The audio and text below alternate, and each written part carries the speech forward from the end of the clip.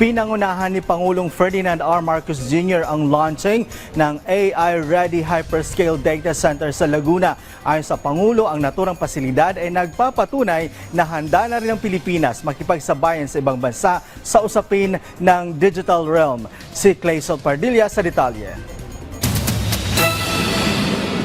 Paglapag ng kamay ni Pangulong Ferdinand R. Marcos Jr. sa umiilaw na cube na ito, agad na sinimulan ang countdown. 1, 2, 3.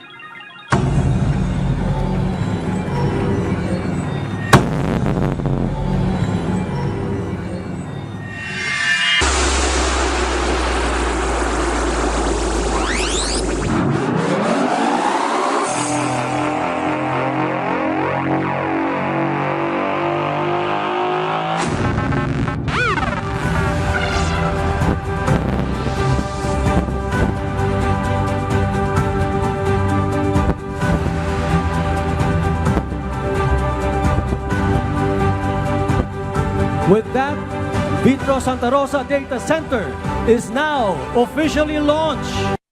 Ang Vitro Santa Rosa ay isang hyperscale data center. Malaking pasilidad ito na maaring paglagyan ng mga datos at impormasyon. Parang warehouse yan. Ngunit, imbis na yung mga gamit ang naka-storage doon, instead of boxes of products, we store digital information, such as emails, videos, business records, government files, even the apps on your phone. It keeps everything running safely and securely 24 hours, 7 days a week. Suportado rin ang hyperscale data center ang cloud computing, paghahatid ng software at serbisyo gamit ang internet. Naglalaman din ito ng artificial intelligence o kakayahan na tularan ang pag-iisip ng tao para mapabilis ang pagresolba ng problema o paggawa ng mga komplikadong task.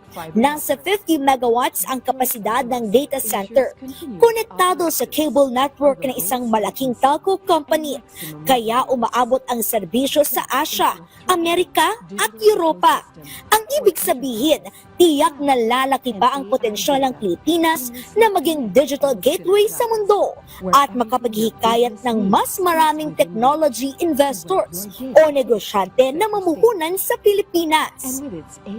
It stands as proof that the Philippines is future ready for the digital realm.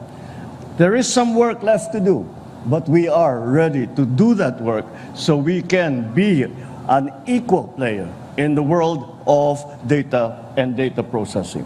The inauguration of VSR signaled the country's readiness to attract the world's largest technology companies and showcase our regional competitiveness in the digital space.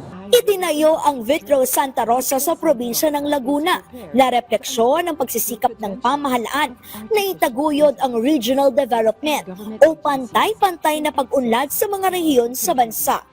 Kasabay ng pagtatatag ng Vitro Santa Rosa, puspusan ang pamahalaan sa pagtatayo ng mga digital infrastructure. Noong April 2024, inilunsad ang National Fiber Backbone Phase 1 na magpapabilis sa internet speed sa buong bansa. Kasalukuyan, papalo na sa 11 milyong mga online user ang nakapagbenepisyo mula sa libreng public internet access program ng pamahalaan. Siniguro naman ng administrasyon ni Pangulong Marcos ang pagpapabilis sa mga energy projects para masiguro na mapibigyan ng sapat na kuryente ang mga data digital infrastructure. The Filipino student who studies and conducts research online, the small business owner who relies on social media and e-commerce, the Filipino worker who lives far from his or her family, counting on technology to bridge that distance. This technological infrastructure strengthens connection, not just digitally. It ensures that innovation fosters connection, brings opportunities, and uplifts lives. Mula ika-56 na pwesto sa Global Innovation Index ranking ng Pilipinas noong 2023, umabante sa ika-53 ang Pilipinas nakaraang taon. Salamin ito ng pagsisikap ng pamahalaan na paunlarin ang sektor ng teknolohiya at ekonomiya ng bansa. Claysol Pardilla para sa Pambansang TV sa Bagong Pilipinas.